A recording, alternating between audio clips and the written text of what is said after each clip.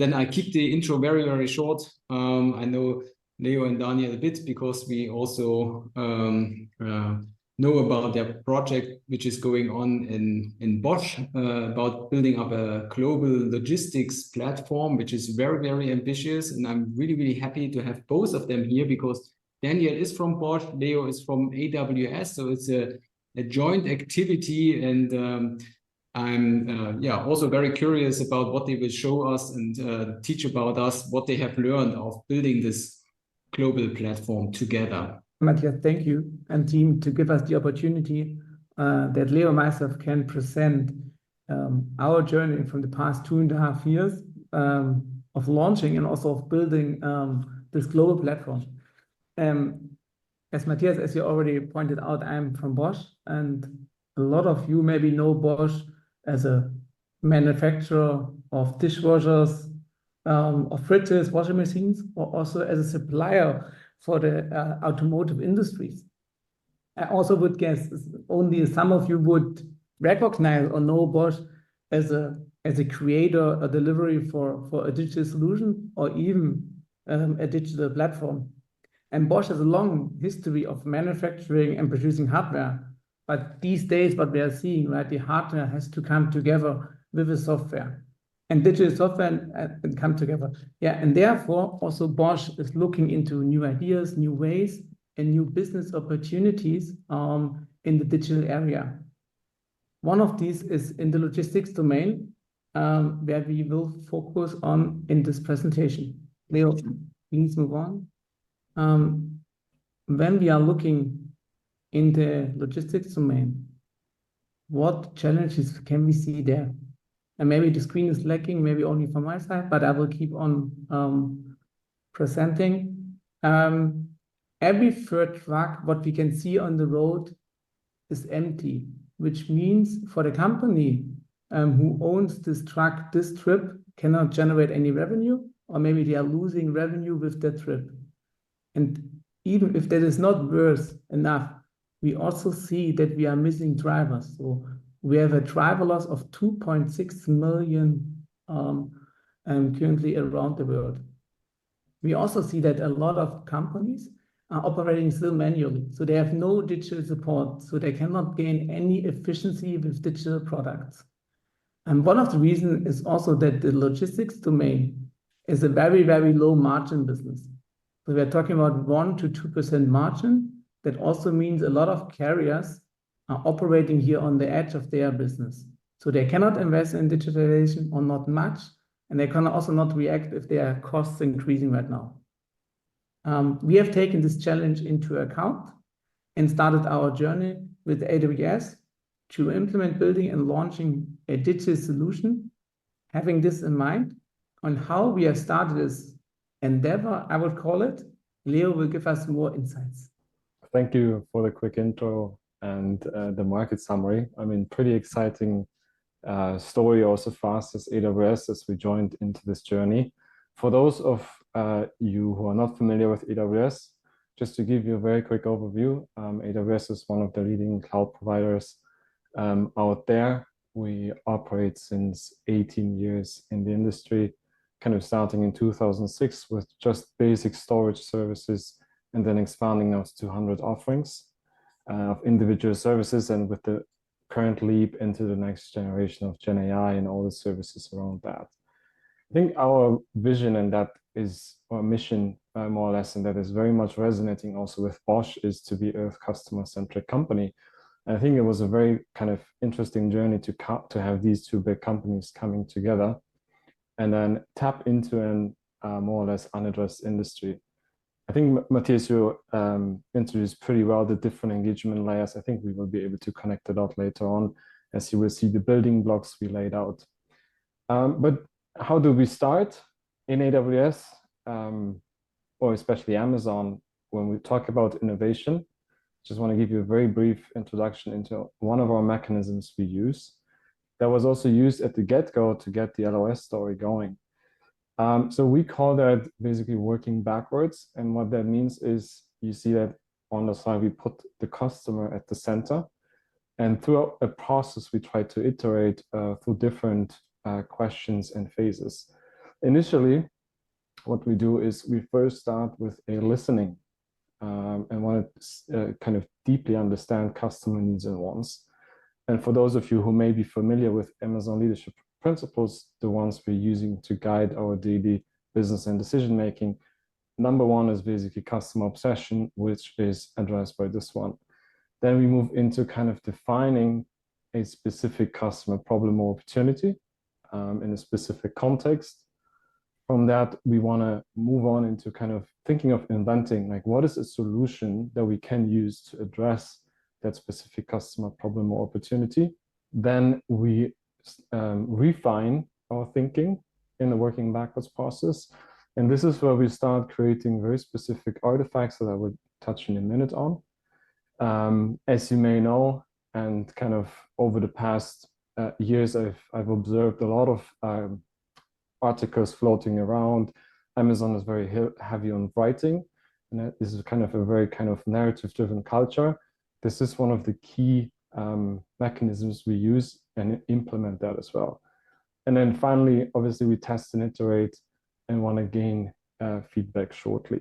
Just to show you basically what every Amazonian or someone in AWS is almost working through on a daily basis and gets teach like in our first weeks, embark weeks, is kind of these basic questions. So the 5 steps I mentioned before is ingrained into these 5 questions, asking first, who's the customer? What insights do we have? What's the prevailing customer problem or opportunity? What's the solution and the most important customer benefit, right? And then how do we describe it? This is where we start defining and writing a pure FAQ. And then it's obviously about testing. Maybe there is something you may recognize on the slide, which is in every question, we have the customer mentioned, and then also the term the, which asks us to be very, very specific. And just to give you an example, what is a PRFAQ? So that's a very kind of magic term. Somebody not familiar with that may be asking, okay, that sounds weird. It basically stands for a press release and a FAQ section, and then kind of extended with some visuals. So basically, we start writing, as I mentioned before, as we are very kind of a company that uses more writing than presentations. And then we take a point in the future that we set as a baseline, and then we work backwards from that, anticipating potential questions, challenges along the way. As you may know, Amazon consists of many, many different businesses. You see some of the most successful ones here on the slide. E-commerce, which you may be interacting on a daily basis. AWS, this is where I'm also part of working through day-to-day customer challenges. There's devices, streaming content, and also it goes into physical retail. Each one of these businesses was started based on a PRFAQ exercise. And we did the same for L.O.S. And obviously a PRFAQ doesn't mean it's the end of a story. It's a start and a baseline. And from there, we start to iterate over and over. So just a quick introduction into Amazon culture of innovation that got the L.O.S. story started. I mean, I can talk for hours about this, but I think today's focus is more on L.O.S. and how also Bosch experienced working with us together and we experienced working with them. Daniel, more over to you. Give us a bit of an intro in the vision and next steps. Thank you, Leo.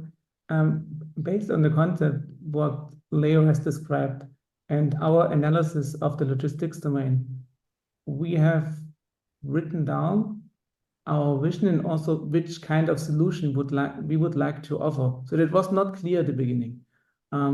Therefore, at a starting point, right, with this endeavor, we first have to figure out what is it for a system. Is it a solution? Is it a platform? Is it a marketplace? And what we have came up with that vision here is for our product called L.O.S. And L.O.S. is a platform and a marketplace. We are connecting you into one integrated logistics ecosystem. Why we would like to build a platform? Because we have seen that a lot of existing solutions are out there in the logistics domain. We called it here independent software vendors, which is on our side what the supply side of the platform. On the other side, we have also the demand side. That's in our case, the logistics service providers and the shippers who are looking for a more integrated solution, because the solutions which are out there are addressing only one part of the entire value chain in the logistics. But we are lacking, and that we figured out, we are lacking an integrated system which could offer across the entire logistics chain one solution which can fit into the other challenges what we have seen there, also in the slide before. On top of that, we get also a very good impression from the AWS marketplace. So we also decided, let's also have a full digital experience for our customers. So we have the platform concept. On top of that, we have the marketplace concept. And if this is not enough, we also thought we are a global company. AWS is a global company. Why we are not also going globally with the entire system and addressing in the beginning also 3 markets. So therefore, we also decided at the beginning that we would like to launch that system in 3 markets. It's the US market, it's in India, as well as in Europe. As a next point in our journey, based on that vision and I would say the elements what we have seen also from a go-to-market perspective, we came up with building blocks what we need to deliver that system. That's not an architecture diagram, right? It's a building block, and this is also our learning. It's important to get a visual what we would like to build and which building blocks we have to work on. Don't forget that. And let me start from the top. Of course, we need a customer interface. We need a customer interface to address the customer and where we can guide the customer. And I talked about the marketplace. That also means I need a marketplace with an entire marketplace concept. And I'm not sure who is familiar with different business models in that area. We also decided to work on a broker model. That means really our partners can offer their products into the marketplace, and then customers can buy that. So it's not a pure Bosch marketplace. So really Bosch is more building an open marketplace for the logistics domain and using the system to bring the supply and the demand side together. This also brings additional complexity, but also additional effects of scaling into the system. I also talked about that we need to integrate the services with each other.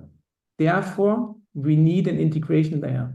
In our terminology, we call that horizontal integration layer, which is connecting the different systems of our partners together. In between, we need a management layer who is managing or who is connecting the marketplace with the horizontal integration layer.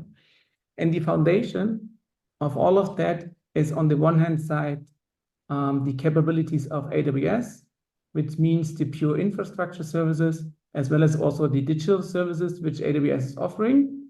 But on the other side, it's also, you can call it backbone of a company.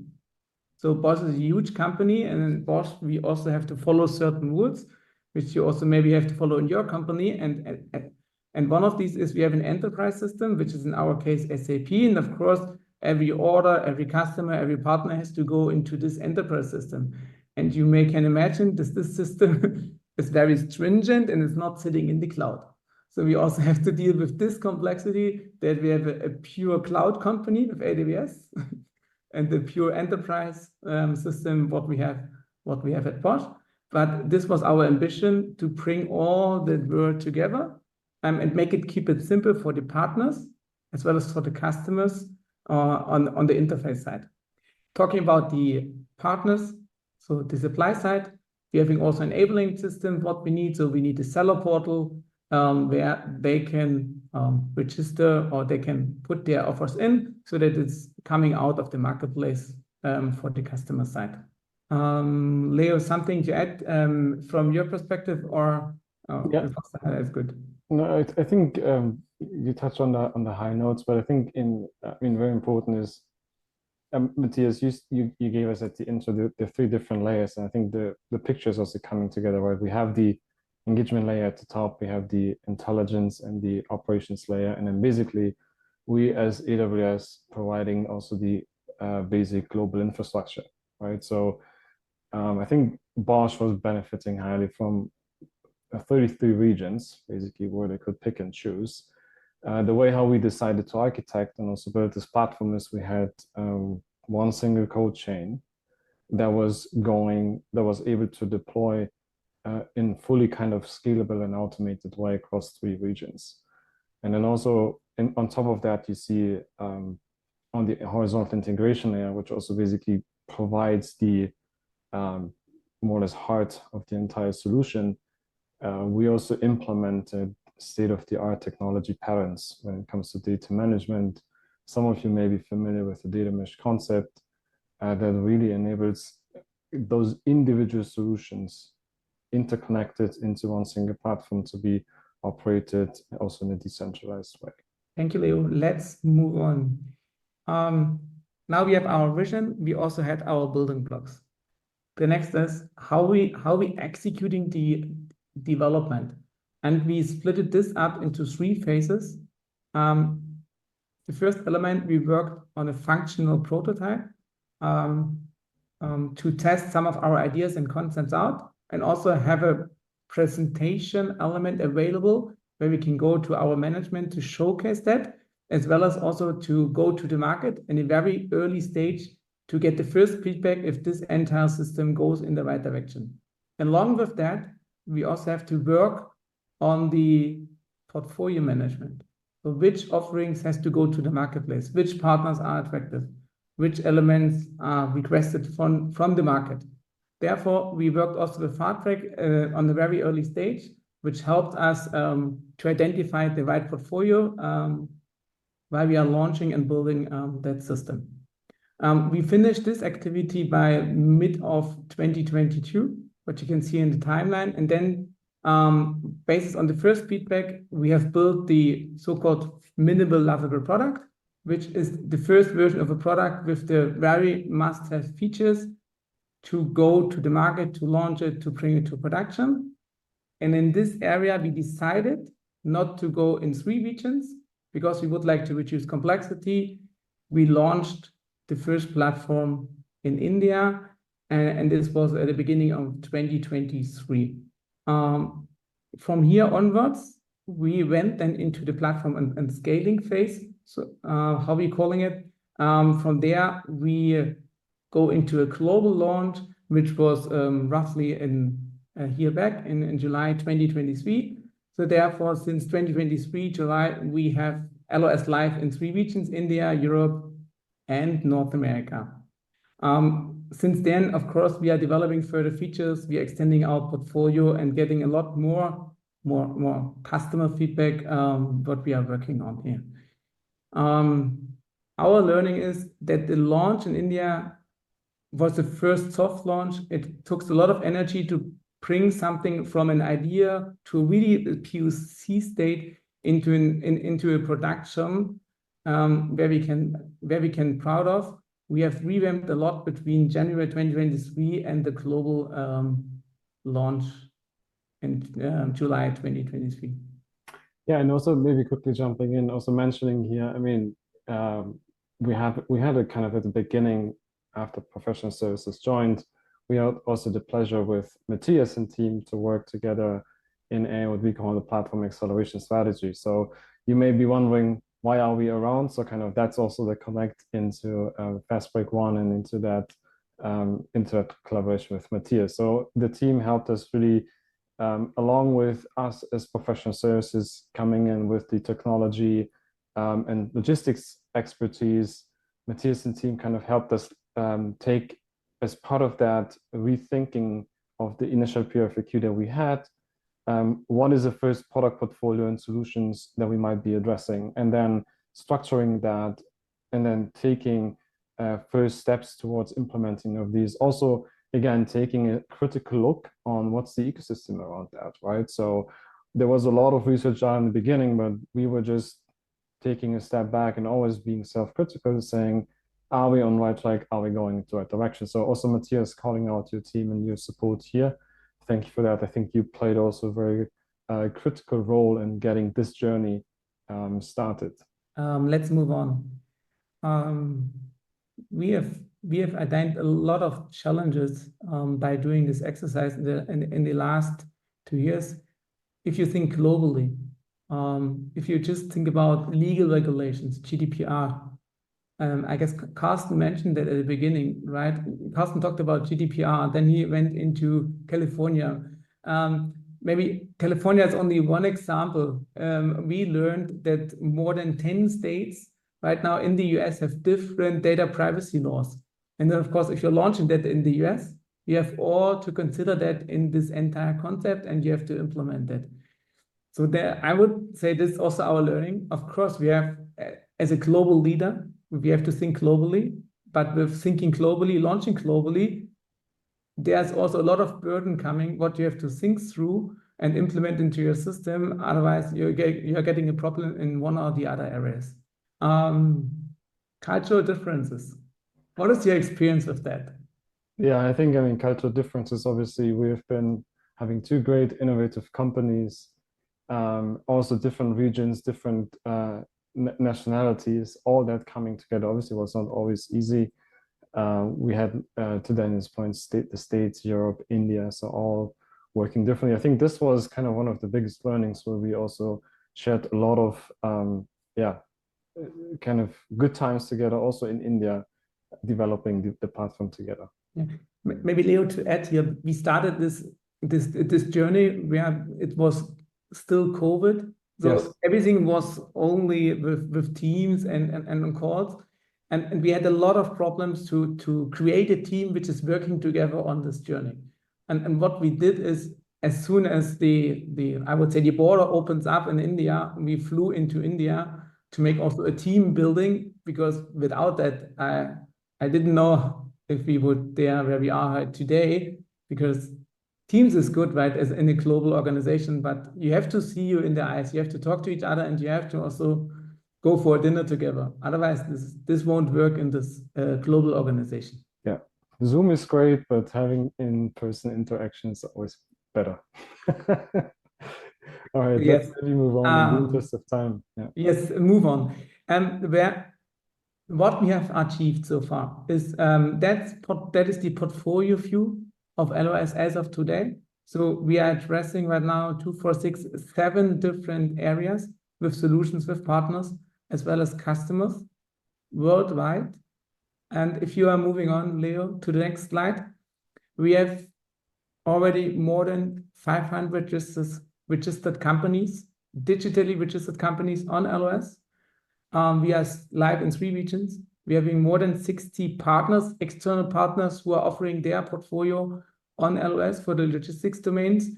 And with 16 partners, we have also roughly 90 solutions, what we're having in our system, with an average increase by months across the regions, 5 to 10.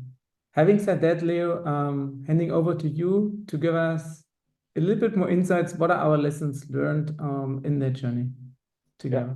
So just touching maybe on the high notes, and we kind of brought you also a picture here from one of the closing meetings we had also as professional services team, just to give you a bit of the experience and personal feelings of individuals. So each line that represents a different kind of leadership team member from us, how we experience kind of the journey from peaks and valleys. So yeah, you see, it's not a linear journey. It's really, it was really ups and downs. And just to quickly summarize some of our learnings, or kind of in general that we as AWS also try to advise on.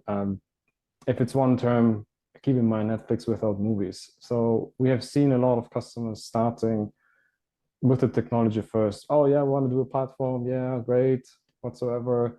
But Netflix is great without movies. So that's why I think Matthias and team are pretty helpful to fill up the movies for our Netflix platform. And also, don't do press too early. I think we had that challenge also with L.OS, beating the drum way too early while we have been still in development. This led to some friction at the end of the day.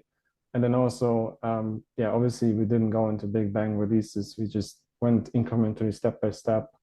And then I think the last point is basically the operating model, operations, and the targeting operating model of your organization. I think that's something that you need to take care of from day one.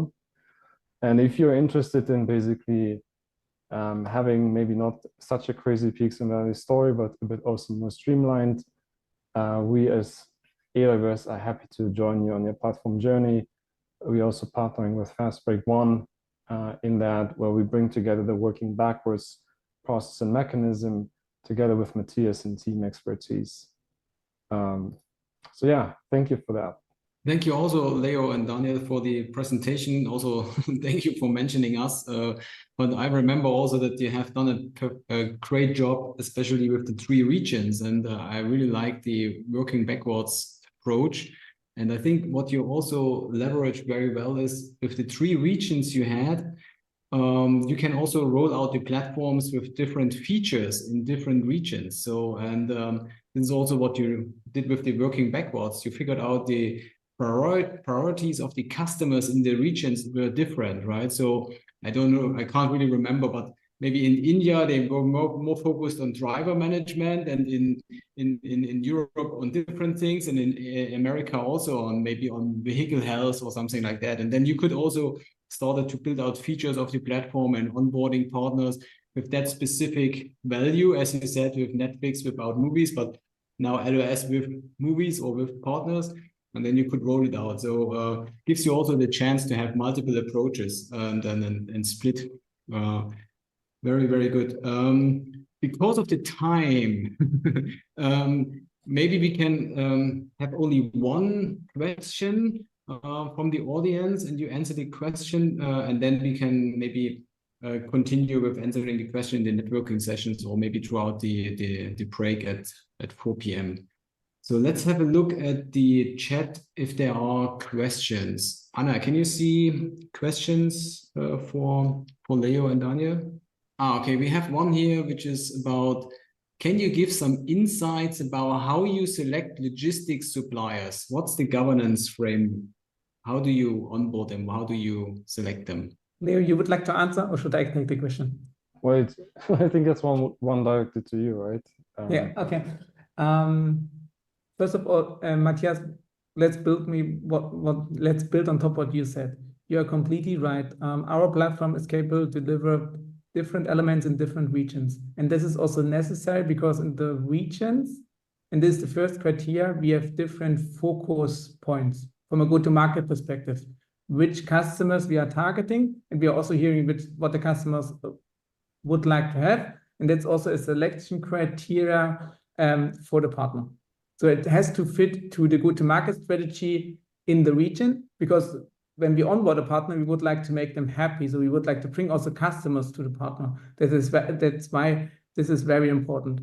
And of course, at the digital platform, we also will look at the majority of the partner, if they need our help or AWS help to get to the majority level, or if they are there, and then they can onboard it. On the other side, Matthias, what I also have to say is our onboarding process is fully digital. So the system is in the internet. So every partner can go to L.OS and can register their products. So that's where we come to the legal topic. Legally, we are not allowed to stop any partner to get onboarded on that system, because it's an open marketplace for B2B. So if the partner is in B2B, that's a prerequisite. He can go whatever he can do. And of course, we have a listing guideline, and these are the topics the partner has to fulfill. But then he can offer his products on L.OS. Perfect. Yeah, thank you for giving us this overview about L.OS and how you approach this. And it's great to see that you are making very, very good progress.